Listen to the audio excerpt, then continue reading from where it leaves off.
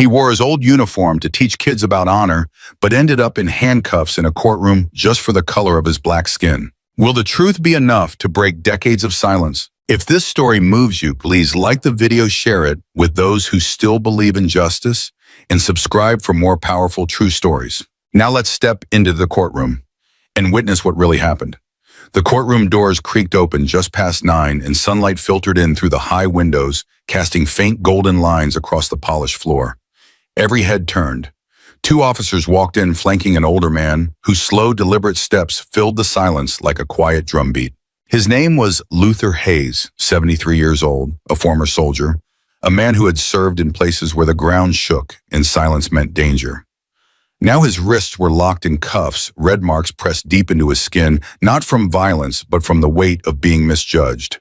He wore a faded military jacket. You wouldn't notice the patches unless you looked close. No one did.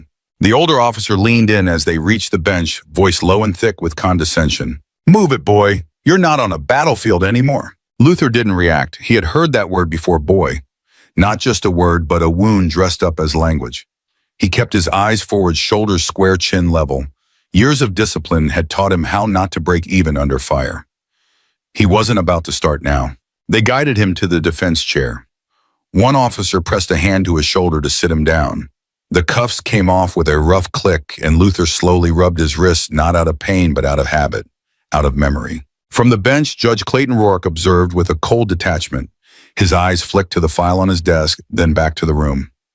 He said nothing. His face didn't move. At the prosecutor's table, Samuel Hensley smiled faintly as he skimmed through his paperwork. "Well," he muttered under his breath, "didn't expect my morning to start with story time." Luther looked at him quietly. "I came here to teach," he said. "That's all." Hensley didn't respond. He looked away as if swatting a fly. From the gallery, a quiet whisper rose. "Is that the guy from Crestfield High?" Another voice thought he was supposed to speak this morning, but no one stood up.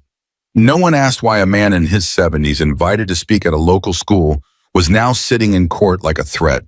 His duffel bag, still with the police, held the mementos of a life served, photographs, medals, and a folded flag meant to inspire students. But here none of it mattered. Instead, the courtroom labeled him something else. Not a guest, not a veteran, not a teacher. Just another defendant. Judge Rourke glanced up finally. "Mr. Hayes, you'll wait until spoken to." "Understood." Luther didn't argue. He gave a slow nod. But something in his chest stirred, not anger, not fear. Something older. That quiet ache of being misread yet again. Hensley stood. "Your Honor, this is a simple case." The defendant failed to comply with officers in public, became verbally aggressive, and disrupted peace in a public park. "He asked for my ID," Luther said. His voice was steady. "I asked why." "I was waiting for the school car." The judge raised a brow. "You'll have time to explain, Mr. Hayes, later." Another pause, another silence that wasn't empty. It was full of everything unsaid. Luther folded his hands in his lap. In another life, those hands had held radios, rifles, fallen comrades. Here they were just evidence of restraint. A woman in the back row leaned forward, watching him. Her expression changed, not in outrage, but in something more dangerous: curiosity. Doubt. The judge cleared his throat, signaling the court was now in session. The gavel fell, and with that single sound, the room seemed to shift. Not in chaos, not in protest, but in that heavy, unseen way that happens when truth enters a place no longer used to seeing it. This wasn't going to be just another hearing. It was the beginning of something else. The room felt colder as the prosecutor rose to his feet, straightening his suit with deliberate ease. Samuel Hensley didn't rush. He rarely did. His kind of confidence came not from truth, but from practice, the kind built over years of bending it. "Your Honor," he began, voice smooth as polished marble, "what we have before us is a clear case of public disruption, resistance, and verbal aggression toward law enforcement. The defendant, Mr. Hayes, refused multiple lawful orders and escalated a peaceful encounter into a volatile situation." Luther didn't move. His eyes stayed steady, fixed ahead. He had been spoken about for most of his life, rarely too.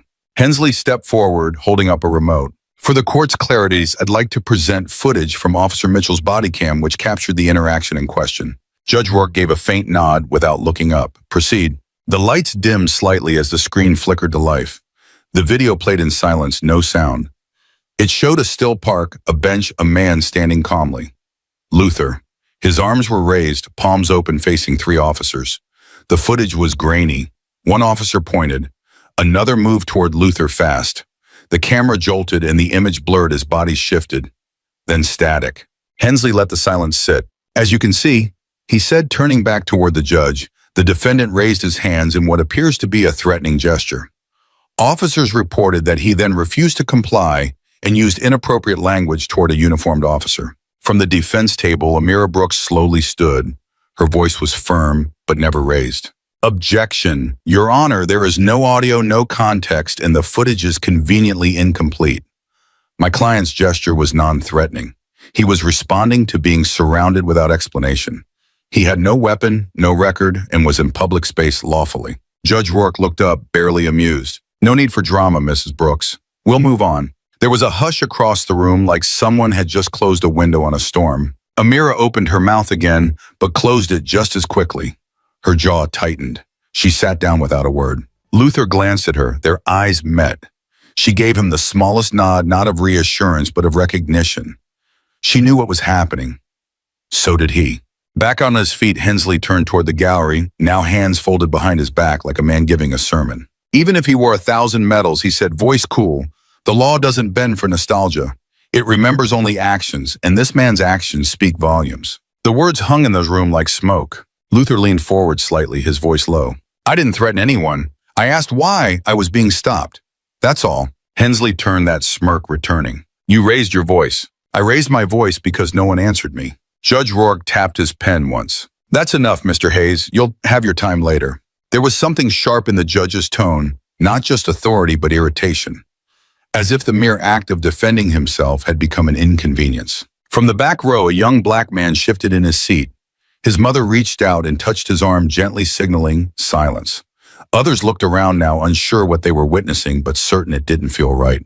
Amira leaned closer to Luther and whispered without looking at him, "They're trying to frame you as aggressive.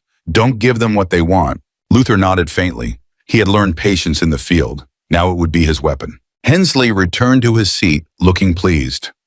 The judge shuffled the files in front of him, already moving on. And just like that, a man's truth, decades of service, dignity, restraint, was being buried under silence and procedure. No one had asked why there was no audio. No one questioned why 3 armed officers were needed for one elderly man sitting on a bench. Because in this courtroom, facts weren't missing. They were managed. And justice, it seemed, didn't wear a uniform. It wore a mask. Amira Brooks rose from her seat with a quiet steadiness. She didn't rush. Her movements weren't dramatic, but every step she took carried the weight of a truth that hadn't been allowed in that courtroom until now. She looked toward Judge Rourke, who sat high above, stone-faced and unreadable. "Your Honor," she began, her voice calm but deliberate. "Before we go any further, I respectfully ask that this court review 2 pieces of evidence that speak directly to Mr. Hayes' character and the events in question." She approached the bench and laid down a document, sliding it forward gently. "This is an official invitation from Crestfield High School, signed by the principal and confirmed by the district superintendent. Mr. Hayes was scheduled to speak there this morning to a group of seniors about courage, honor, and public service. He wasn't loitering. He was waiting for a ride to fulfill that commitment." Rourke barely glanced at the letter. His fingers rested on it, unmoving. Amira continued, her voice gaining just enough strength to command the room without raising it. "And this," she said, holding up a second document, "is his military record. Luther Hayes served with the 82nd Airborne Division. He completed over 40 combat missions in Vietnam. He was awarded the Bronze Star and the Army Commendation Medal. No criminal record, no history of violence. A veteran, a teacher, a man who gave more to this country than most of us ever will." She turned to the courtroom audience. "And this morning that man was handcuffed on a park bench for waiting quietly, because someone saw a black man sitting alone and assumed the worst." There was a murmur in the gallery. People leaned forward slightly, eyes fixed on Amira, then on Luther. The old man sat still, eyes forward, jaw firm, his wrists still bruised from the cuffs. Amira faced the bench again. "This isn't just a misunderstanding. It's a failure of judgment driven by assumptions, not facts." Prosecutor Hensley leaned in, lips curling into a cold smirk. "Even if he wore 1,000 medals, he said the law doesn't bend for nostalgia." Amira looked at him, but said nothing. Then she turned back to Rourke. "This court is not supposed to uphold assumptions. It's supposed to seek the truth. And the truth is, Mr. Hayes was not a threat. He was fulfilling a promise to the next generation. He's a citizen, not a criminal. Rourke lifted the document slowly. He skimmed the letter, then the military record. When he spoke, his voice was low and dry. School letters don't override court records. Amira didn't blink. Neither should bias. But here we are. The judge's eyes narrowed, but he said nothing. In the silence, Luther spoke for the first time. I didn't come here to fight, Your Honor, he said, his voice quiet, gravelly from age, but clear. I came to teach. That's all. But I guess folks don't see that when they see me. Hensley shot to his feet.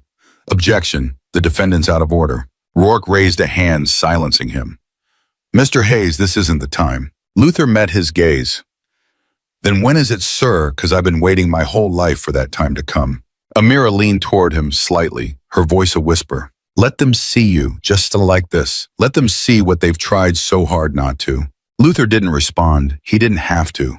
The stillness in the room spoke volumes. The facts were on the table, but facts didn't always win. Not when the system was built to favor silence over truth. Still, something had shifted. A door had cracked open, and Amira wasn't about to let it close. Luther sat in silence, but his eyes had drifted far from the courtroom. What filled them wasn't the dull overhead lights or the murmurs of spectators shifting in their seats. It was a memory thick and alive, dragging him backward through nearly 5 decades of air too heavy to breathe. Crestfield, 1974. Amuse-toi. He was 22, fresh from his first tour in Vietnam, boots still caked in red soil. That morning, he had pressed his uniform shirt, lined up the creases on his trousers with precision, and walked with pride onto the grounds of his old high school. The sun had been merciless, but Luther stood taller than the flagpole at the front steps. He had come back not to show off, but to show up, to say I made it, and maybe, just maybe, to be seen as more than what they used to call him. But he never made it past the trophy case. A gym coach with a whistle hanging off his neck had stopped him dead in his tracks. The man didn't smile, didn't even greet him. You can't be in here dressed like that, the coach said. Luther blinked. It's a U.S. Army uniform. You heard me, the coach said, his voice low but firm. You may fight our wars, but you'll never be one of us. The hallway echoed. A few students peeked around corners. One of them laughed. Then a rock came flying, not fast, but sharp enough to sting when it clipped his arm. Someone yelled, "Go back to the jungle, hero." He didn't flinch. He didn't fight. He just walked back out the same way he came in, alone. Now, almost 50 years later, he sat in a courtroom in the very same town with his wrists still red from being cuffed, and not one word about his service had been acknowledged until his lawyer forced it in. He glanced to the second row in the gallery. A white man, glasses sliding down the bridge of his nose, shifted uncomfortably under Luther's gaze. His head lowered, his hands clasped tightly in his lap. Luther remembered him. Mr. Vickerman, a history teacher. Back then, he had stood in the hallway when they shoved Luther out. He hadn't joined the shouting, but he hadn't stopped it either. Their eyes almost met, but Vickerman blinked and looked away. Back at the bench, Judge Rourke cleared his throat with authority, trying to regain control. Mr. Hayes, if you wish to speak, it must be through your counsel. Amira stood slowly. Your Honor, she said gently with respect. What Mr. Hayes remembers isn't just personal. It's part of why we're all in this room. You can't separate a man's present from the ground he's been walking on all his life. Rourke didn't reply. He simply looked down at the folder in front of him as if he could hide in paperwork. Luther's voice filled the silence, low but clear. I came back to Crestfield to teach, not to relive the lesson. There was a pause. You could hear the breath catch in some people's throats. He continued, I didn't raise my voice. I didn't resist. All I did was wait for a ride to speak to kids who, Lord willing, might grow up in a world a little better than the one I knew. But I guess the uniforms still don't count when it's on skin like mine. Hensley smirked, arms crossed, but said nothing. No one else moved, because the room knew. Even the air seemed to shift. This wasn't just about one arrest. It was about everything that had never been said and everything said too many times. About how Crestfield changed its buildings and painted its walls but left its wounds wide open. And in that courtroom, with old scars reopening, no one could pretend they didn't see. The courtroom felt colder now. Not from air conditioning, but from the way silence had started to settle differently. It wasn't just silence out of respect. It was the kind that followed discomfort, the kind that wrapped around a room when something long buried had finally been said out loud. Officer Liam Grant took the stand like a man walking through deep water.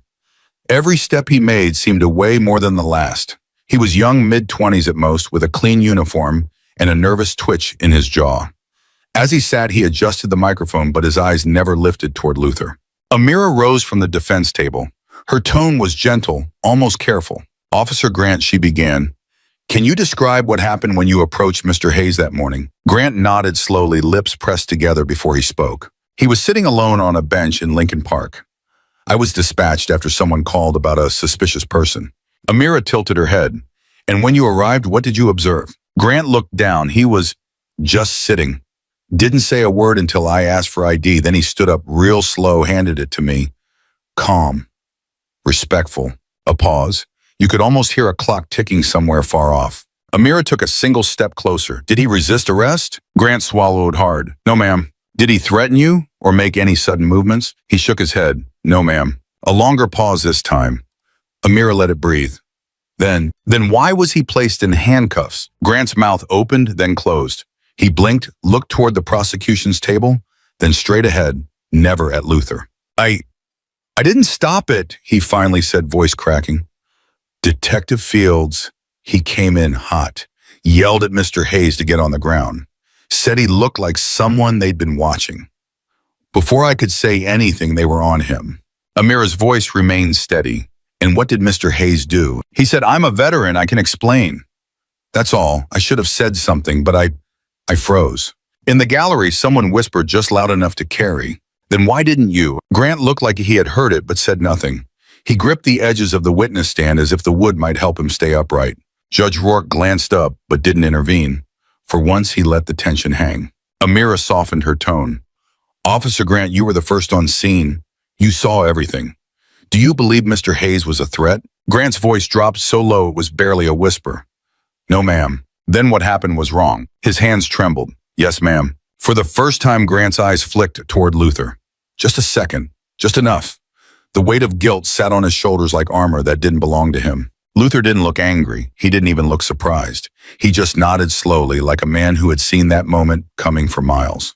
A murmur spread through the room, not outrage, not sympathy, but something more unsettling. Recognition. In the back row, an older black woman wiped her cheek with the edge of her scarf.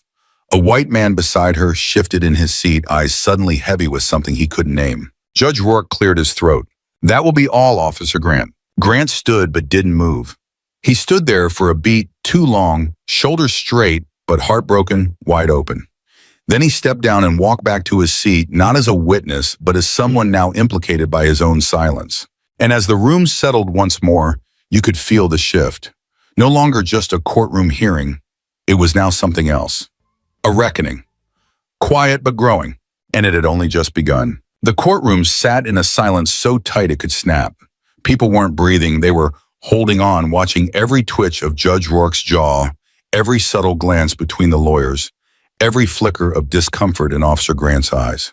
Then the back door swung open. Two figures entered with quiet certainty. No chaos, no shouting, just the sharp rhythm of polished shoes against old tile echoing like distant thunder. Suits clean, badges visible.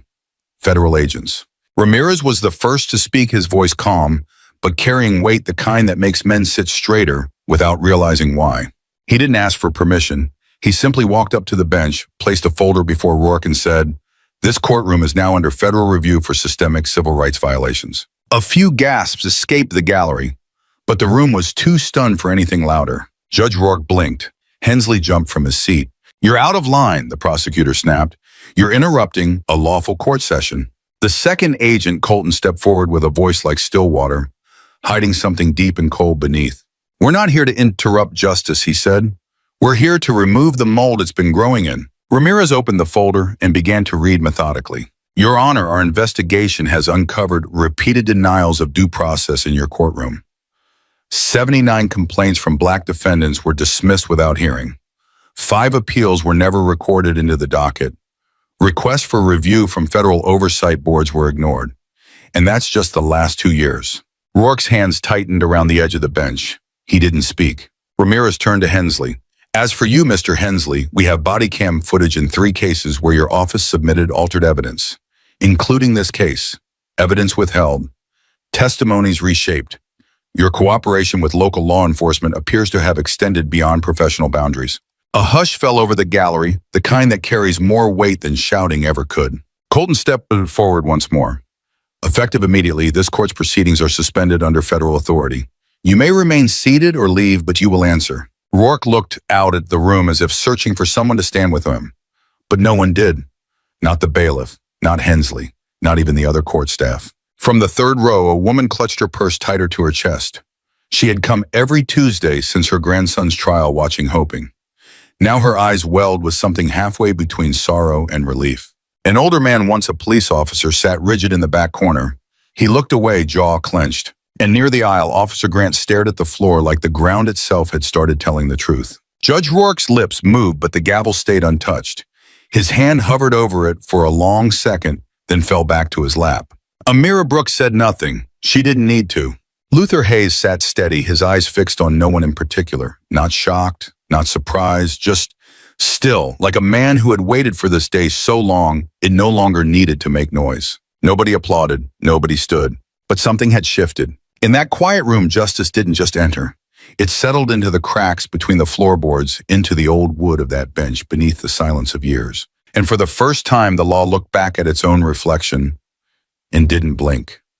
The courtroom, already hushed, turned still as stone when Luther Hayes rose to his feet. No command, no permission. Just the quiet dignity of a man whose story had waited too long to be heard. His steps were slow but deliberate. The worn soles of his shoes barely made a sound as he approached the center of the room.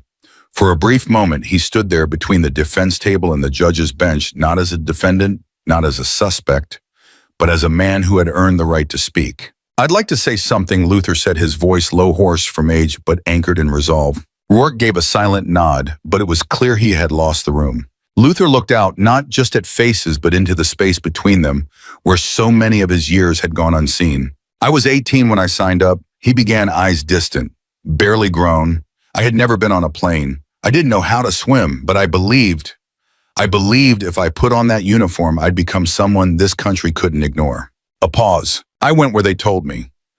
Did what I was trained to do.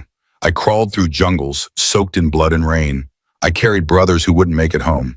And I came back with medals, scars, and a spine that aches every morning." He swallowed hard. "And yet not once, not a single time in all these years, have I walked into this town's courthouse without feeling like a trespasser." He turned toward the gallery, his voice growing steadier. "They say the law is blind, but I have seen how it squints when a man like me walks in.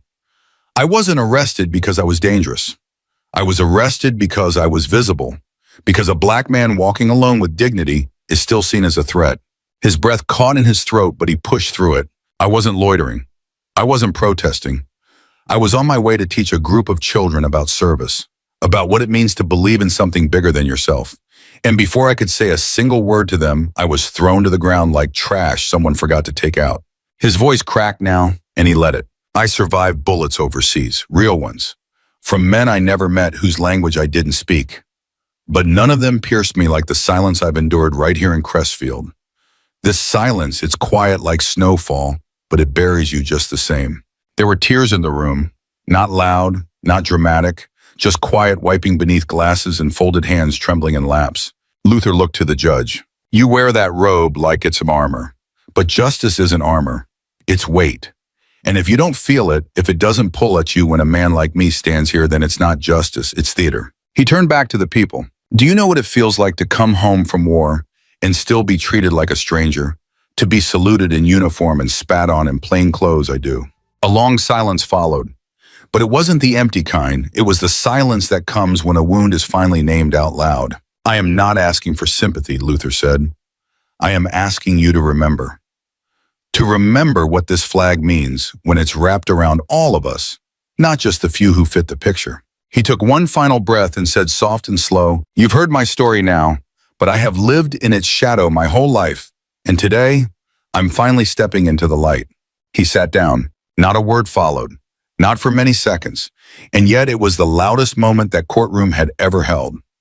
Luther Hayes stood up slowly, his joints stiff but his presence unshaken. The room seemed to hold its breath. "I'd like to say something," he said, his voice low and steady. Judge Rourke didn't answer at first. He shifted in his seat, visibly uncomfortable, but gave a reluctant nod. Luther turned not just toward the bench, but toward everyone in the room. His eyes scanned the gallery as if gathering the strength of the years behind him. "I wore this country's uniform," he began. "I was just a kid when they gave me a rifle and told me I was a soldier. I served in places no one here talks about. I jumped from planes, fought in deserts, bled beside men I never knew. And I did it proudly because I believed it meant something." He paused, letting the silence carry his words deeper. "I came home with medals, but I couldn't walk through the front door of this town like I belonged. Not once. Not ever." His eyes lingered on the faces watching him now. "Last week I was headed to a school. I had been invited to speak to students about service, about honor, about what it means to stand for something. But I never made it there. Instead, I was stopped, pushed to the ground, handcuffed. And not one person asked me why I was out. They just saw me and decided I didn't belong." His voice caught you for a moment, but he kept going. "I've survived bullets overseas. But the silence I've lived with here, it cuts deeper. It lingers. It wears you down day after day until you forget what your voice even sounds like." He looked directly at Judge Rourke now. "You called me disruptive, dangerous. But I was never either of those things. I was just inconvenient." Then he turned to this gallery again. His voice softened, but his words landed like stone. "I'm not here to beg you to see me. I'm here to remind you that you never had the right not to." He sat down slowly and quietly. For a few seconds, no one moved. Then a man in the back whispered, barely audible, "We let this happen." Officer Liam Grant, still seated at the prosecutor's table, spoke next. His voice cracked. "I was there," he said. "I saw it. I saw how they treated him. And I didn't say a word. I didn't stop it." He looked at Luther, his face tight with guilt. "I should have said something. I should have done something." From the second row, a woman stood up. Her voice trembled. "I saw him that day. I was in my car. I watched them shove him down like he was nothing. I didn't speak up, and I've thought about it every night since." Another voice came from near the back. "My father served too. Came home to nothing but locked doors and fear. He never got to speak like this. But Mr. Hayes just did. And I'm not going to stay silent anymore." Amira Brooks stood, her hand steady on the defense table. This court tried to shut him up, but the truth has a way of climbing back through the cracks. The room wasn't loud, but it was full, not with sound, with understanding, with reckoning. And for the first time since the hearing began, no one looked at Luther Hayes like a defendant. They looked at him like the only one in that room who had ever truly stood for justice. The room had barely settled after Luther's testimony when Agent Ramirez rose from his seat carrying a laptop and a small speaker. He glanced at the judge, who nodded stiffly, as if realizing resistance now would only dig the hole deeper. "This footage was withheld from corporate proceedings," Ramirez said calmly, setting the speaker on the prosecution's table. "We obtained it from the internal storage of Crestfield Police Department's archive. The original file was marked corrupted." It wasn't. He clicked play. At first, the static of the recording filled the silence. Then came footsteps, rustling uniforms, and the faint hum of a patrol car's engine. The camera was shaky, angled toward the ground, but the voices were clear. A gruff voice spoke, unmistakably that of Sergeant Rowley. "Just another black hero wannabe. Let's show him who owns this town." There was a sharp intake of breath in the room. Someone in the back gasped. The sound cut straight through the oxygen like a blade. No one spoke. No one dared. Ramirez paused the video. The body cam was shut off 20 seconds after that line. "Convenient, isn't it?" His voice wasn't loud, but it carried like a verdict. This wasn't about public safety. It was about control. The judge stared down at the bench, his hands clenched tight enough to whiten his knuckles. Luther sat motionless, but his face was no longer unreadable. There was hurt in his eyes, yes, but also a clarity that settled into the room like dust-catching sunlight. For the first time, it wasn't just Luther on trial. Then from the gallery, a voice rose. A teenager no older than 15 stood up. His shirt bore the logo of Crestfield Middle School. His eyes were wide but unwavering. "He was coming to teach us," the boy said. "He was going to tell us what honor meant, what courage really looked like, and you tried to erase him before he could even speak." A murmur swept the room. Not outrage, not anger. Something quieter, heavier. The kind of silence that means people are beginning to see what they never wanted to believe. Amira Brooks stood slowly. Her voice was soft, but it did not tremble. "This town has spent years pretending its cracks were just shadows. But you can't hide a rot when the walls start falling." The prosecutor said nothing. His shoulders were stiff, his mouth sealed. Judge Rourke looked down at the table before him. He didn't reach for his gavel. He didn't speak. And somehow that silence spoke louder than anything he could have said. Luther didn't stand. He didn't need to. The student's words had already done what no lawyer's argument or FBI file could. They had peeled back the curtain. They had made people look. Some of the faces in the courtroom began to shift. Not just with shame, but with something else. Reckoning. Outside the courthouse, news cameras were already gathering. Word had gotten out, not about the hearing, but about the truth finally being spoken. And for the first time in a long time, Crestfield didn't feel like a town sleeping through its sins. It felt like a place finally beginning to wake up. The morning light filtered gently through the windows of Crestfield High's auditorium. It was soft golden, the kind of light that makes everything feel possible. Rows of chairs lined up neatly waiting. And soon they began to fill. First with a few curious students, then more, and more still until the quiet hum of young voices filled the room like a rising tide. At the front stood Principal Reeves, her hands clasped, her eyes following the entrance, like she was waiting for someone important. And then he came. Luther Hayes stepped into the room with steady grace. He wasn't fast. He wasn't flashy. But there was something about his presence, something that made even the most distracted student sit a little straighter. He walked with a cane, yes, but also with a calm kind of strength that silenced the room without needing to ask. When he reached the stage, there was a pause long enough for everyone to feel it. Then slowly the room rose. Not all at once, not out of obligation, but out of something that felt deeper. Respect, recognition. Luther smiled, touched the podium gently, and looked out across the sea of young faces. "I was supposed to be here earlier this week," he said with a light chuckle. "Turns out I had a bit of unfinished business with the justice system." The students laughed softly. Even Reeves smiled, visibly relieved. "I came to talk about leadership," he continued, "about serving your community, about courage. But I think what really matters, what always matters, is listening. To each other, to yourselves." He reached into his coat pocket and unfolded a simple piece of paper. It was slightly wrinkled, handwritten in blue ink. "This note was left for me last night. No name, just a drawing of the flag and a few words." He read aloud. "You made me understand what courage sounds like. Not the kind in movies. The kind that stands alone. Quiet, but loud in truth. Thank you." He let the words hang in the air like a breeze through tall grass. Then he looked up again, his tone gentle but steady. "I don't know who wrote it, but I want you to know I heard you. And that's all we ever want, isn't it? To be heard. To matter." There was a stillness in the room, but not a heavy one. It was the kind of stillness that feels warm, present. He smiled again, this time a little wider. "I fought in one war for my country," he said, "and one in a courtroom to belong to it." The line was quiet, but it landed like thunder. Not because it was angry, but because it was true. Students sat frozen for a second. Then someone started clapping. Then another. And another. It built slowly, not loud or forced, just real. Principal Reeves walked up and stood beside him. "You gave this school something we didn't even know we needed," she said quietly. A voice that stayed calm when the world got loud. And Luther nodded, not with pride, but with peace. As the students filed out, there was chatter now, laughter, even some hopeful tears. The storm had passed, the lesson had landed. And long after the chairs were empty, his voice lingered. Not just as a story of pain, but as a reminder that dignity once witnessed cannot be unseen. Because justice isn't always loud. Sometimes it walks in slow, smiles kindly, and stays long after the applause fades. Sometimes justice walks in quietly. It doesn't always come with applause or headlines, but in the quiet courage of men like Luther Hayes, we see the kind of strength that truly shapes a nation.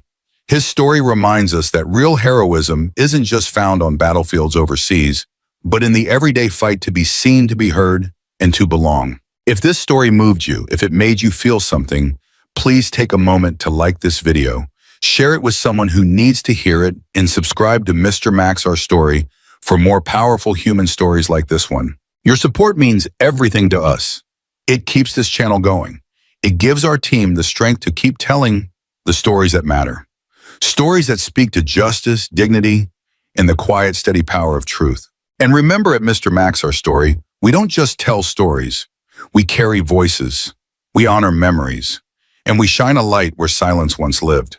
Thank you for listening, and until next time, stay kind, stay brave, and stay awake. He didn't raise his voice. He didn't plead. He just stood there in silence while they handcuffed him like a criminal. But this wasn't just any man. He was a decorated sniper who once saved dozens of lives with a single mission. So why was he the one on trial now? Have you ever seen someone punished for doing the right thing? Let us know your thoughts in the comments below, and stay with us as this powerful story unfolds. They say some stories don't begin with violence or a weapon. They begin with a silence that people refuse to understand. It was early morning in Willow Creek, the kind of southern town where the sidewalks crack in the same places your parents walked, and the folks behind the counter already know your coffee order. By 7:45, the gas station off Route 9 had just enough life to call it a weekday, and that's where Elijah Ward, age 67, was seen last. Free. Just standing there by pump number 4.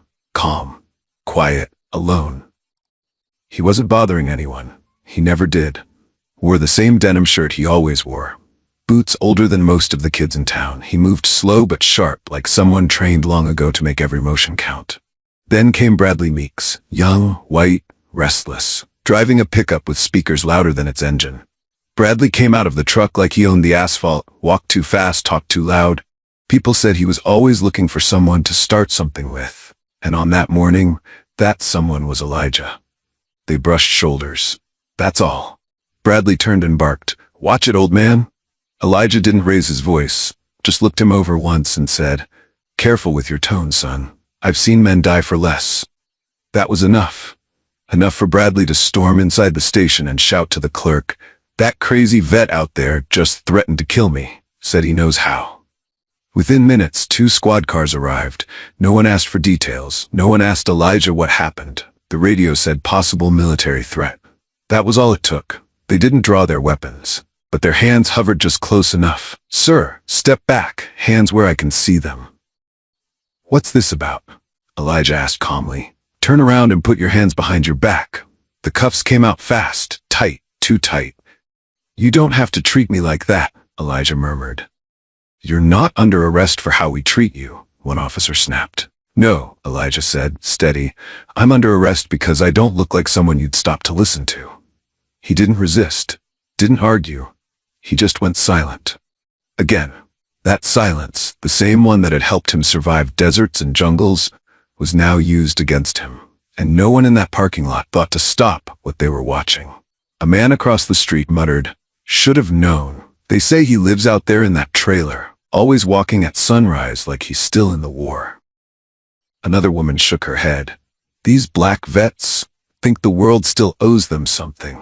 You give them a uniform, now they think they're above the law."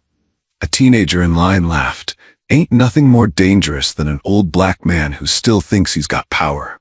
But Elijah wasn't angry. His eyes just drifted, to nowhere in particular. Like this wasn't the first time he'd been arrested by assumption. Like this wasn't the first time his silence had been used to erase him. "You got anything to say for yourself?" one officer asked as they guided him toward the cruiser. Elijah paused, looked back at the crowd, at the whispers, the stares, the folded arms and averted eyes, and he said quietly, "Funny thing is, when I wore that uniform, y'all waved at me from your porches. Now you look at me like I'm the threat. Not much changed, just the clothes." No one answered. The doors slammed shut behind him, and just like that, Elijah Ward went from veteran to suspect, from invisible to disposable, all in the time it takes to mishear a sentence and ignore a truth. What they didn't know, what not even the judge would know, not yet, was that the silence they feared was the same silence that had once saved 21 lives. But in Willow Creek on that Tuesday morning, no one asked. And no one cared. Not yet. The courthouse was colder than it should have been. Not just in temperature, but in spirit. The kind of place where the air doesn't move, and neither do the people watching. Just eyes shifting, lips curling, and judgments already half-formed before the gavel even drops. That morning, Elijah Ward was led in through the side entrance, hands still cuffed behind his back. 2 deputies flanked him like they were walking in a threat, when what they were really escorting was a ghost. As he passed the gallery, one officer leaned to another and chuckled under his breath. "Bet he was army, or homeless. Hard to tell with the way he smells." The other smirked. "Probably both." Elijah didn't flinch. He'd heard worse, from men who used to call him sir when the uniform still fit and the gun was still warm. He was placed at the defense table, alone, silent. Not even allowed to remove his jacket, though the heat inside the room made everyone else sweat. He didn't ask for water. Didn't ask for anything. He just sat there, still as stone, like a man who already knew how this story ends. At the prosecutor's table, Mitchell Graves adjusted his tie and cleared his throat like an actor stepping onto a stage. He was the kind of man who smiled with only half his mouth and used the other half to bury reputations. When he read the charges, his voice carried more contempt than fact. Mr. Elijah Ward, age 67, former military allegedly, now facing charges for verbally threatening a civilian at a public fuel station. He claims no weapon, offers no defense, and appears to have no known family present. Interesting, isn't it? A man who once wore a uniform, now accused of scaring a kid with war stories at a gas pump. He let the words linger. The courtroom didn't laugh, but it didn't look away either. Sitting above them, Judge Alice Whitmore shuffled papers with a frown. Mid-60s, iron-gray hair pulled tight, expression sharper than her gavel.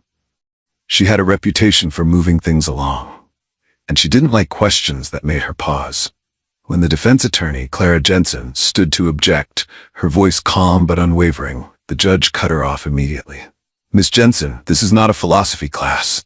I don't need moral lectures about your client's service or silence. I need facts, relevant ones. Proceed." Clara inhaled, carefully folding her notes. She glanced over at Elijah, hoping, maybe, he'd meet her eyes. But he didn't. He stared straight ahead, like the room wasn't worth his gaze. "Mr. Ward, we talked about this," Clara whispered gently beside him. "If you want the jury to understand, you have to let them hear you. Just once. Anything." But he said nothing, not even a blink, like he was waiting for something, or someone. On the jury bench, 12 faces, every one of them white, watched him like they were reading a headline, not a human. One woman leaned toward her neighbor and murmured, "You know what they say about PTSD? Some of these men never really come back." Another added, "He probably thinks he's still in Afghanistan." And just like that, Elijah wasn't a man anymore. He was a silhouette, a statistic, a warning to their children about what happens when you let your past define you. Behind him, someone in the public gallery whispered a little too loud, "That type? They shouldn't get second chances. Not when they don't even try to deny it." And still, Elijah didn't speak. He could have told them about the war, about the bullets he dodged, the lives he saved. He could have said, "I didn't threaten that boy. I just told him to watch his mouth." But why speak to a room that had already stopped listening? No, Elijah had learned long ago that sometimes silence says more than any plea ever could. Because when a black man walks into a courtroom with a past no one bothers to ask about, he's not being judged on who he is. He's being judged on who they've decided he must be. And in this room, under these lights, in front of this jury, Elijah Ward wasn't a veteran. He wasn't a man. He was just another black defendant. Another box to check, another case to close, another burden to forget. But the thing about silence is that it doesn't stay quiet forever. Something was coming, something no one in that room expected. And when it arrived, it wouldn't be subtle. But for now, Elijah just sat there, unmoving, unbending, and very much still watching. There's a kind of silence that comforts you, and then there's the kind that makes the hair on the back of your neck stand up. Elijah Ward's silence was the second kind. He hadn't said a single word since stepping into that courtroom. Not to his lawyer, not to the officers, not to the judge. And still, he was the loudest presence in the room. He sat with his shoulders square, his back straight, his hands folded neatly in front of him now that the cuffs had been removed. But it wasn't his posture that unsettled people. It was his eyes. Because Elijah didn't look afraid. He didn't look confused. He looked steady. He looked like a man who had already survived something far worse than whatever this courtroom thought it could throw at him. And that, more than any shouting, any threats, any resistance, was what unnerved them. One of the younger bailiffs leaned close to Prosecutor Graves during a recess and whispered, "Sir, between you and me, I've seen guys with knives, with drugs, with rage. But this one, I don't know what it is. He's too calm. Honestly, that's scarier." Graves didn't answer right away. Just stared across the room at Elijah, then scribbled something half-hearted into his legal pad. "Still waters," he muttered. "You never know how deep they run." Across the room, Clara Jensen sat quietly next to her client, trying again to engage him, gently, carefully. She wasn't frustrated, not yet, but she was curious. "You're not mute," she said, voice low so only he could hear. "I checked your military discharge. You gave full statements during your final evaluations, so this isn't about ability. This is about choice." She waited. Nothing. "I don't need your whole life story, Mr. Ward," she continued. "Just a piece, a corner, one word. Let me help you tell it right." Still, he said nothing. But this time, his fingers shifted slightly, a twitch. Barely noticeable. But it was something. Clara saw it, and for the first time since meeting him, she felt the faintest shift. Like maybe, behind that wall of silence, someone was listening. Meanwhile, the jury was growing restless. They were watching Elijah, yes, but not with sympathy, with confusion and unease. One juror, a man in his 50s with a stiff collar and a stiffer jawline, whispered to the woman beside him, "He's staring again." "At what?" she asked. "I don't know. That's the thing. Not at anyone. Not really. But it still feels like he sees everything." And he did. Elijah saw the glances, saw the note Graves passed to his assistant, saw the way the judge's hand paused just half a second longer over the gavel. He noticed it all. And still, he didn't move? That kind of stillness, it doesn't come from arrogance. It comes from knowing, from having been in the middle of something most people wouldn't survive. And realizing afterward how little noise truth actually makes. By the third hour of the proceedings, even the courtroom spectators had begun to feel the weight of it. It wasn't loud. It wasn't dramatic. But something was off. One woman in the gallery leaned over to her friend and murmured, "I thought this was just some argument at a gas station." "That's what they said," her friend replied. "But I don't know. Look at him. Doesn't feel like someone who snapped over a parking space. Feels bigger than that. Feels heavier." And it did. Because what they didn't know, what no one in that courtroom knew yet, was that Elijah Ward wasn't refusing to speak out of pride. He was staying silent, out of principle. He had learned the cost of speaking when no one's ready to hear you. He had seen what happens when the truth comes too early, before the room is quiet enough to receive it. So he waited. Not out of fear, but out of timing. The truth was coming, not through protest, not through outbursts, but through something and someone they didn't see coming. And until that moment arrived, Elijah Ward would remain exactly as he was, still, silent, and watching. Clara Jensen didn't sleep well that night. Not because she was afraid of losing the case. She'd lost cases before. But because something about Elijah Ward wouldn't leave her alone. It wasn't just his silence. It was what that silence felt like standing in front of a locked door with heat coming from the other side. Like knowing there was a fire somewhere, but no smoke to follow. So the next morning, Clara went digging. She requested military records. All of them. Active service, medical history, disciplinary logs, discharge notes. Anything with Elijah's name on it. What she got back was a folder so thin it barely cast a shadow. 2 pages. One with basic enlistment data. The other, 1 line. Black ink. All caps. No explanation. Operation Blackout Classified. That was it. No rank, no medals, no deployments, just a redacted line where a life should have been. Clara stared at the folder like it might explain itself if she just looked long enough. "What does that even mean?" she asked aloud to no one. "You can't serve for over 20 years and leave no footprint. But apparently you could, if someone made sure of it." Later that day, during the lunch break, Clara stood outside the courthouse steps, coffee in one hand, the thin file in the other. That's when she heard it. A voice behind her, rough but calm. "You're representing Ward, aren't you?" She turned. An older black man, maybe in his late 70s, uniform cap on his head, jacket clean but worn. "Yes," she said. "You knew him?" The man nodded slowly, looked past her like he was watching an old memory walk across the street. "Not personally, but I heard stories back when I was in the 2nd Recon.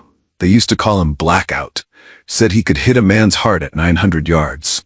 No wind. Moving target." Clara blinked. "You're saying he was a sniper?" The man didn't answer right away. Just gave a half smile, like she'd asked the wrong question. "I'm saying he was the last person you'd want aiming at you, and the first you'd pray was near when hell broke loose." Then he turned and walked away, slow and steady, like a man who'd said more than he should have. Clara stood there for a moment, letting the name echo in her mind. Blackout. The file didn't say it. The courtroom didn't know it. But someone out there remembered. She drove that evening to Elijah's neighborhood. No one answered when she knocked on his door. But the neighbor across the lot, a soft-spoken woman in her 50s named Ruthie, stepped out of her screen porch and waved her over. "You the lady from the trial?"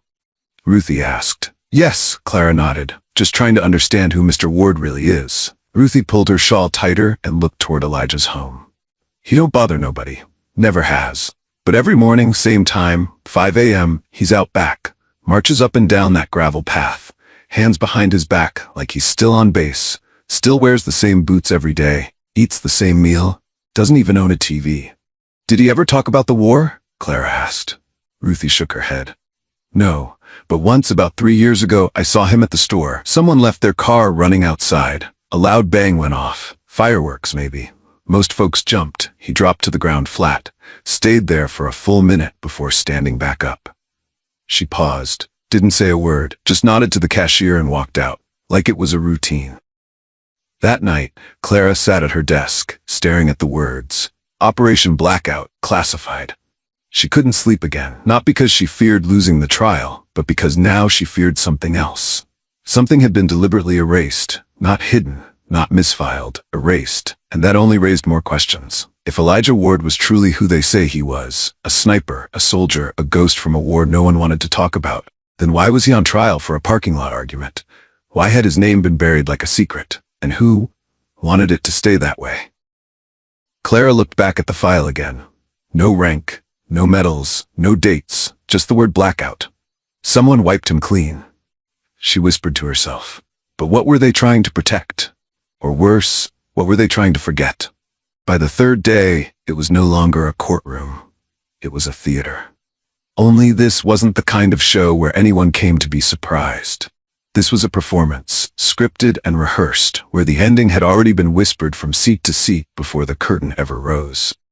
And at the center of that stage sat Elijah Ward, quiet as ever, his shoulders square, his eyes steady, as though he were watching something far off in the distance that no one else in the room could see. That morning, Bradley Meeks was called to the stand. He walked like a man who believed in his own importance. Neatly pressed shirt, a fresh shave, and just enough tension in his brow to look appropriately shaken, not theatrical. But if anyone had been watching closely, they might have noticed how smoothly he slid into his role. "I didn't do anything to provoke him," Bradley said, gripping the rail as though reliving trauma. "I barely bumped into the guy at the gas station. Just a brush, nothing more." And he turns to me and says, like dead serious, "I've dropped men like you in Fallujah. Don't give me a reason to do it again." He paused just long enough to let the silence land. A few jurors shifted in their seats. One of them wrote something down. At the prosecutor's table, Mitchell Graves folded his hands, leaned forward slightly, and nodded like he'd just heard the final piece fall into place.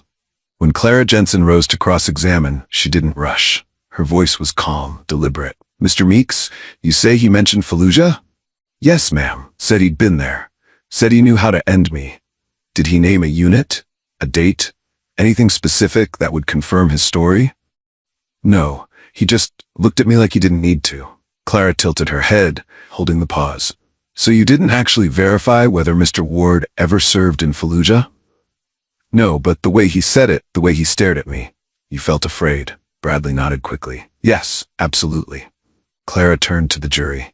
"And fear, ladies and gentlemen, is powerful, but it's not proof."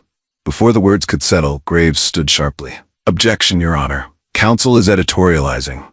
Judge Whitmore didn't hesitate. "Sustained. Ms. Jensen, stick to the facts." Clara stepped back, her jaw tightened, but she didn't argue. Not out loud. Graves took the floor again, and this time he didn't hold back. His voice deepened with self-righteous indignation, each word aimed with precision. "Let's not pretend this is about some misunderstanding.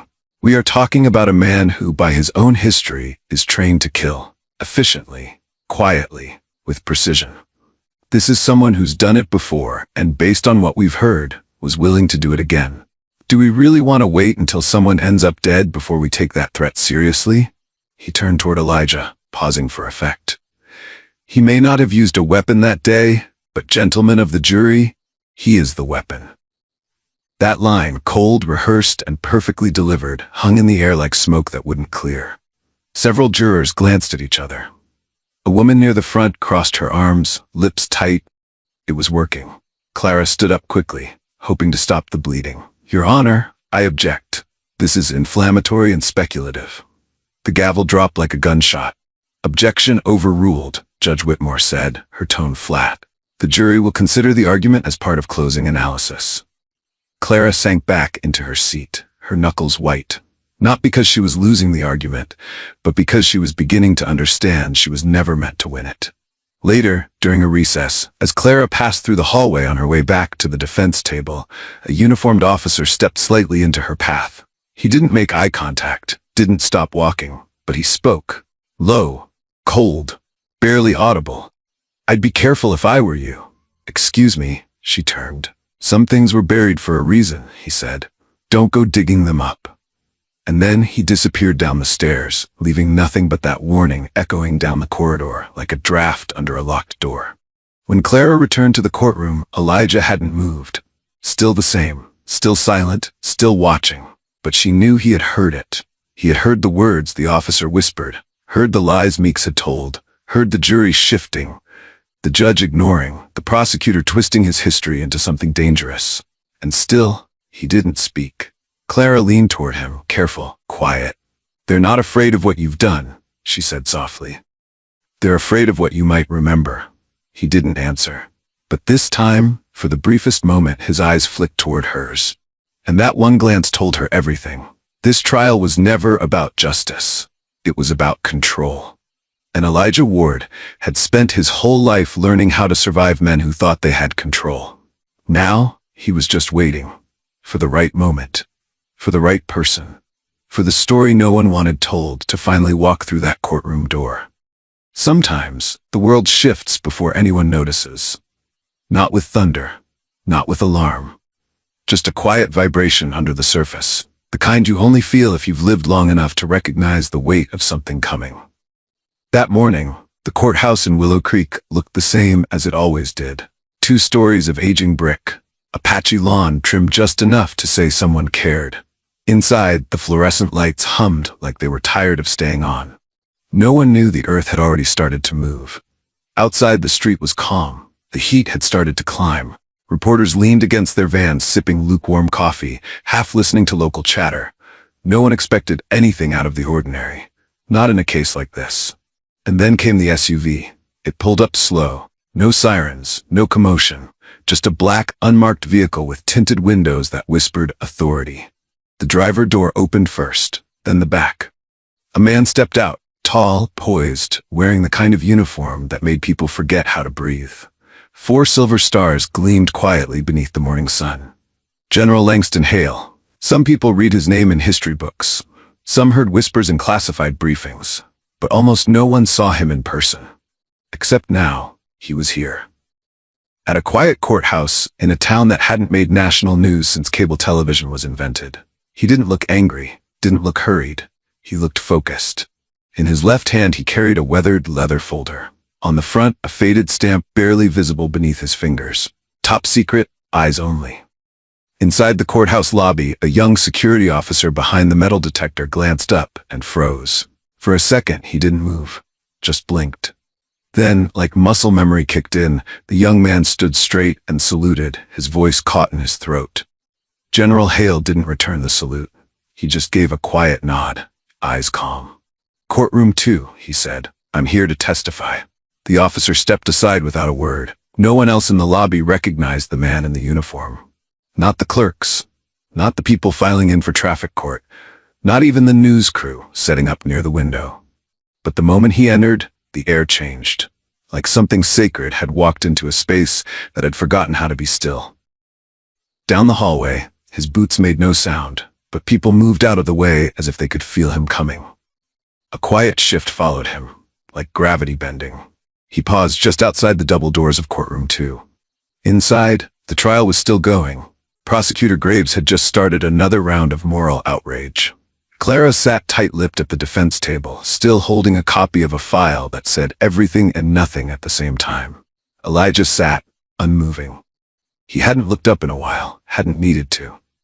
But in that exact moment, as the doorknob turned slowly, as the hinges creaked open just enough to let the light shift, he lifted his head, and his eyes, calm, dark, unwavering, locked onto the man standing in the hallway. He knew. He knew before anyone else in that room understood what was about to happen.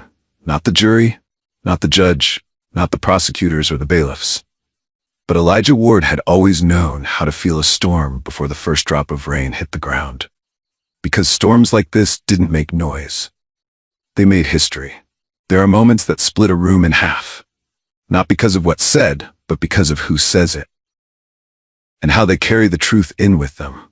Inside courtroom 2, things were beginning to wind down for the day. The jury had just been dismissed for a short recess. The judge had begun flipping through notes, and Prosecutor Graves leaned back in his chair like a man who thought the verdict was already signed. Elijah sat motionless, as he had the entire trial, still as stone, heavy with something no one else could name. And then, the doors opened. Not hurried, not loud, just steady. The bailiff turned first, confused. Then the judge's head lifted. Then the rest of the courtroom followed, one by one, as a single figure stepped through the doorway. He didn't announce himself, didn't flash a badge, didn't wave a piece of paper in the air. He just walked. General Langston Hale. He filled the room without raising his voice. The 4 stars on his chest weren't what made the room quiet. It was the calm in his face. The kind of calm that doesn't need permission to exist. He didn't glance at the prosecution table, didn't look at the judge, didn't so much as nod at the uniformed officers lining the back wall. He walked straight down the aisle, step by step, toward one man, Elijah Ward. And when he reached him, he stopped, stood tall, and without a word, he saluted. A clean, sharp motion, not for show, not for politics, for respect. And in that moment, the courtroom fell completely still. You could hear the air shift, even the hum of the ceiling lights seemed to vanish. Elijah slowly lifted his head. For the first time since the trial began, his eyes met another's. They didn't smile, they didn't speak, they just looked. 2 men, 2 lives, bound by something deeper than anyone in that room could understand. From the bench, Judge Whitmore cleared her throat. "Excuse me, sir, may I ask who you are and what business you have in this court?" The general turned his head. His voice was quiet, but it carried. Every syllable settled into the wood and stone of the room like it belonged there. "I am General Langston Hale, United States Army. I'm here," he said, turning back toward Elijah, "because if this man hadn't pulled the trigger that day, 19 soldiers, including me, would have come home in flag-draped coffins." The silence didn't break, it shattered. You could feel the entire courtroom tilt, as if gravity itself had been rewritten. Graves dropped his pen. The bailiff stood straighter. Clara Jensen's breath caught in her throat. Judge Whitmore blinked, as if trying to process what had just been said. "You were there?" she asked. General Hale nodded, eyes never leaving Elijah. "Blackout Unit, Special Recon, Northern Fallujah, March 11, 2007. Our position was compromised, surrounded, no way out. Enemy fighters were closing in from high ground. We had 10 minutes left, maybe, until this man, Elijah Ward, crawled across 400 yards of broken concrete under sniper fire and took out the position before we were overrun." He paused. "He didn't just save us. He disappeared afterward. I filed the report. I know it made its way up the chain. And then, poof, his name was gone." He turned, this time facing the judge directly. "So when I heard he was being tried as some angry black man at a gas station, threatening kids like he's unhinged, I knew something wasn't right. That's not who he is." He walked over to the clerk's desk, gently placed the folder he had carried all this time. "Top secret clearance, but declassified this morning, at my request." The judge opened it, scanning quickly, her face shifting from confusion to disbelief to something quieter. Something like shame. The room was still frozen. And then, from the back, someone whispered, "They buried him." Another voice followed. "They tried to erase him." Clara Jensen stood up, her voice trembling, not with fear, but fury barely restrained. "Your Honor, I request an immediate review of this testimony. This changes everything." Judge Whitmore swallowed hard. She looked at Elijah, really looked at him, as if seeing him for the first time. But Elijah didn't smile, didn't gloat, didn't even blink. He simply nodded once, barely there, because he didn't need the courtroom to understand what the general had said. He needed them to remember. There's a kind of silence that doesn't come from fear. It comes from reverence. That was the kind of quiet that hung over courtroom 2 after General Hale spoke. The kind that made people forget to shift in their seats. The kind that made clocks seem to pause mid-tick. Judge Whitmore sat back, fingers still resting on the edge of the folder marked Top Secret. Her lips parted, but no words came. As if language itself had stepped aside to let something heavier speak. And then the general did something no one expected. He turned back to the witness stand and sat down. The prosecutor looked stunned. The jury leaned in, and Hale just began to talk. His voice wasn't loud, but it didn't need to be. We were stationed near the Kunar border, Afghanistan. Late 2006. He paused, looked down at his hands as if remembering cost him something. It was supposed to be a routine recon. 1 village, 2 hours in, 2 out. But they were waiting for us. Ambushed us halfway through the valley. Took out our comms, boxed us in from the ridgeline. A few jurors shifted, eyes wide now. We took cover in a half-fallen compound. Sandbags, crumbled walls, nothing solid. Ammo was low. 2 of my men already hit. We had 15 minutes of daylight left and no way to extract. We were dead men. He paused again, until someone started shooting. The room leaned closer. 12 shots, clean, sharp, one by one, the men on the ridge dropped. No wild firing, no panic, just precision. 12 confirmed kills, all in under 5 minutes. He looked around the courtroom, slowly now. The last shot, I still don't know how it was possible. And then for the first time, his voice cracked, just a hair. 936 yards, through a crumbled window frame, between 2 moving figures, hit center mass. That wasn't training, that was something else. That was Elijah Ward. A gasp escaped from someone in the gallery. A woman covered her mouth. Another man muttered, "My God." General Hale didn't blink. We tried to find him afterward. We combed through units, rosters, call signs. No record, no name. The mission was too classified. Everyone involved had their files redacted, including the sniper who saved us. He was a ghost. He turned to Elijah again, but I remember his face. Just before he vanished into the rubble, he looked back at me, just for a second. I never forgot that face. Elijah, still silent, lowered his eyes. Not out of shame, but like a man hearing his name spoken again after being forgotten for years. Clara Jensen stood slowly. Her voice soft, almost reverent. "General, are you certain the man in front of you is the same sniper who saved your unit that day?" The general nodded, once, firm. "Certain as the scars I carry, certain as the names on the memorial wall that don't include mine." A beat of silence. He didn't just save us, he disappeared so the mission could stay clean. That was the cost. And now, years later, we've brought him back. Not to thank him, but to bury him again. No one moved. Not the jury. Not the judge, not the clerk scratching notes that now felt irrelevant. Even the prosecutor, so sharp-tongued just moments before, sat frozen, the weight of his accusation now brittle in his hands. And then, like a ripple across still water, murmurs began to rise. From the benches, from the back of the room, voices low but raw. "He saved their lives, and we put him on trial for being angry at a gas station. 12 shots, and we called him dangerous." Judge Whitmore raised her gavel, but her hand trembled. She didn't bring it down. Not yet. Instead, her eyes drifted back to Elijah, the man they all ignored, dismissed, feared, until someone reminded them that heroes don't always look the way you expect. Sometimes they wear silence like armor. Sometimes they walk through the world erased. But every once in a while, the world remembers. And that right there was one of those moments. Sometimes justice doesn't come with a gavel. Sometimes it comes with silence. The kind that leaves you breathless, not because you're afraid, but because the truth just walked in and sat down beside you. The courtroom was still, so still it felt like no one had dared to move since General Hale finished speaking. Judge Whitmore sat rigid in her chair, gavel clenched but unmoving, her mouth drawn tight with something between disbelief and shame. Across the room, Clara Jensen blinked back tears she hadn't planned to show in public. Even Prosecutor Graves, so smug just hours earlier, now stared at the floor like he was wishing it would swallow him whole. But it was General Hale who broke the silence. Slowly, he stood again and turned to the jury. "If the court allows," he said, voice calm but filled with gravity, "I'd like to say one more thing.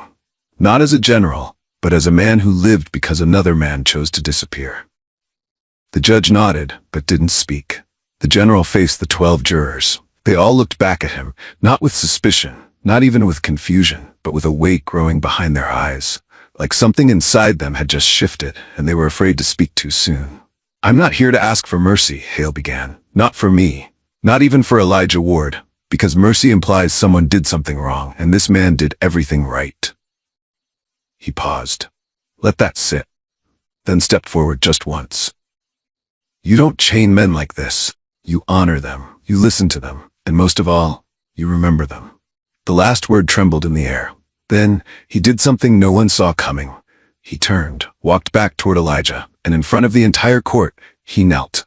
Not out of weakness, not out of theatrics, but out of something older than the courtroom, older than the flag, older than law. Gratitude. You could hear someone sob in the gallery. A juror, maybe in his late 60s, wiped his cheek. Another clutched her necklace like a prayer. The judge's lips parted again, then faltered. Her hand hovered above the gavel. And then, finally, she spoke. "Mr. Ward," she said, her voice trembling just enough to be human, "this court owes you something we can't give back, but we can start by letting the truth speak louder than the silence you've carried." She looked to the jury. "You may deliberate." They didn't need to. The oldest juror, gray-haired, proud, the same man who earlier had muttered about PTSD, stood slowly and looked directly at Elijah. "We have no further questions, Your Honor." A moment passed, then another. And then came the words no one expected to hear that day. "All charges dismissed. This man walks free." The gallery didn't erupt. There was no cheering, no applause, just stillness and breath, and the sound of a soul finally being seen. Clara leaned over and touched Elijah's arm. Not for victory, but for connection. He looked at her, nodded once. No words, no speeches, because he never needed to speak to be heard. As the courtroom emptied, a few quiet things happened. The gray-haired juror stayed behind, walked over to Elijah, held out his hand with tears in his eyes. "I served in Nam," he whispered. "I never got thanked, but let me thank you." Another voice chimed in, an older black woman from the gallery. "I knew your mama. She used to say, 'That boy's quiet, but he got God in his spine.' She was right." Even the bailiff, young, nervous, stood a little straighter when Elijah passed. Out on the steps the sun had dipped low, but it felt warmer somehow. Clara looked up at the courthouse one last time. "Maybe justice doesn't come easy," she said, "but sometimes it does come." And General Hale, now standing beside Elijah once more, whispered just loud enough for both of them to hear. "They tried to forget you, but after today, America's going to remember." The courtroom sat still long after the gavel dropped. Not with tension, but with something heavier. Something that felt like a reckoning. No applause, no cheers. Just the sound of breath. Quiet, careful, like no one wanted to disturb what had just happened. Elijah Ward stood motionless in the center of it all. The last man left standing in a room full of people who had once looked straight through him. The bailiff approached with unsure hands, key in hand, voice barely above a whisper. "Mr. Ward, you're free to go." The metal cuffs unclasped from his wrists. Not with a click, but with a kind of shame, like even the chains were embarrassed they'd been there at all. No one met his eyes, not the judge, not the prosecutor, not the jury, because the truth had walked in, and now it was impossible to pretend they hadn't seen it. Elijah didn't smile, didn't look triumphant, he didn't say a single word. He just stepped down from that witness stand like a man climbing out of a grave he'd never agreed to be buried in. Clara Jensen followed a few steps behind him, not as his attorney anymore, but as a witness to something much greater. General Hale walked beside them, eyes steady, posture proud, but this time it wasn't military pride, it was reverence. As Elijah reached the double doors at the back of the courtroom, they opened quietly before him. For the first time in decades, he wasn't entering or exiting under command. He was walking by choice, and outside, the world was waiting. Not the press, not a crowd of protesters, just people, ordinary people. Watching. Some stood with hands folded. Some held their phones but didn't lift them to film. Some just stood with their children, unsure of what to say, but knowing they needed to be here. And then, "Sir?" A voice. Young, clear, from a boy no older than 10, stepping forward from the crowd in a faded t-shirt and shorts. He stopped just feet away from Elijah, his eyes wide, his hands fidgeting with nervous energy. Then, all at once, he straightened his back and raised his hand in a salute. A little crooked, but with everything he had. "I want to be like you when I grow up." Elijah looked at the boy, and something shifted. He didn't smile, but the weight in his shoulders eased just a little. And he nodded. Once, slow, deliberate. The boy grinned, turned, and ran back to his mother, who stood with tears in her eyes, hand on her chest. That single nod would stay with the boy for the rest of his life. In the days that followed, Elijah Ward's story swept across the country. Headlines filled screens and front pages. The forgotten sniper. 12 shots that changed everything. Justice delayed, memory restored. General Langston Hale appeared on national television. He didn't speak like a soldier. He spoke like a man who'd finally paid a debt. This wasn't about one veteran. This was about how easily we erase the people who carry this country's weight, and how long it takes us to say, "We see you." Clara gave her own interviews, quiet, measured, never dramatic. She spoke about the courtroom, the silence, the long shadow cast by assumptions. She said, what Elijah endured wasn't just injustice, it was erasure. And yet, he endured it with grace that most of us will never understand. The media had its moment, but more importantly, classrooms began to shift. A high school teacher in Tulsa changed her U.S. history lesson. A college professor rewrote his course on the ethics of military secrecy. And in a small neighborhood in South Carolina, a group of veterans painted a mural, not of Elijah holding a rifle, but sitting quietly on his porch, with a cup of coffee in his hand and dignity in his eyes. As for Elijah, he didn't chase interviews, he didn't attend rallies, he simply went home. Same house, same porch, same early mornings. But something was different now. Neighbors waved without hesitation. Teenagers who used to pass by without a glance now slowed down, nodded. The mailman lingered a little longer when delivering his letters. And the boy from the courthouse? He wrote a letter, in big block letters folded into an envelope with his school picture inside. "Thank you for not giving up. I think I'm going to be brave too." Elijah never responded, but he kept the letter, folded neatly, tucked in the inside pocket of the only suit he owned. Because maybe that's what real heroes do. They don't chase spotlights. They carry the light with them, quietly, humbly. And when the world is finally ready to see it, they step into it, not to be praised, but to remind us of who we could be. He walked into that courtroom a ghost. He walked out a name etched into the living memory of a nation. And somewhere in that silence, America took one step closer to remembering all the men it tried to forget. Elijah's story reminds us that dignity, even in silence, speaks louder than prejudice. Justice may come late, but when it does, it shines a light on all we tried to forget. If this story touched you, please like the video, share it, and subscribe to Mr. Mac's Stories for more powerful stories that matter. Your support helps us keep these voices alive, because at Mr. Mac's Stories we must tell stories. We help the world remember.